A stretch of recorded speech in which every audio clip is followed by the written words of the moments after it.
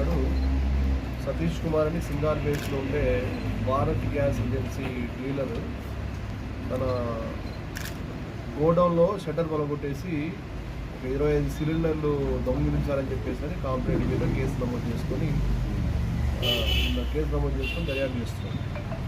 ఆ క్రమంలో ఈరోజు నారాయణపేటలో అంబేద్కర్ చౌరస్తాలో వెహికల్ చెక్ చేస్తుంటే అనుమానాస్పదంగా ఒక టాటా ఏసీని ఆపడం జరిగింది సిలిండర్తో పాటుగా. దాన్ని ఆనంద్ అని చెప్పేసి అతను గ్యాస్ సిలిండర్ బాయ్ ఇంతకుముందు ఈ షాప్లో గతంలో పని మానేశాడు. దాని తర్వాత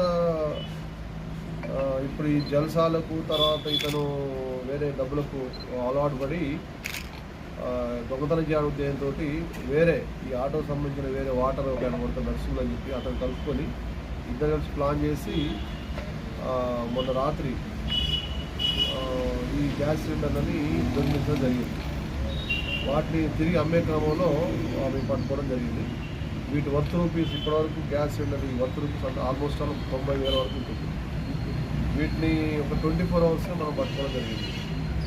ఇది వెంకటేశ్వర ఆధ్వర్యంలో క్రైమ్ టీమ్ రాములు, లింగమూర్తి, ఆంజనేయులు, రాజశేఖర్ వాళ్ళందరూ కూడా బాగా పనిచేశారు. జస్ట్ పోయిన 24 అవర్స్లోనే మనం వీటిని తిరిగి స్వాధీనం చేసుకోవడం జరిగింది. వారిని మన క్రైమ్ టీమ్ కానీ అండ్ మా సిబ్బందిని మేము జిల్లా తరఫున అభినందిస్తున్నాం. మరియు ఇతన్ని మనం వీరిద్దరిని ఈరోజు రిమాండ్ సార్ ఒక్కరు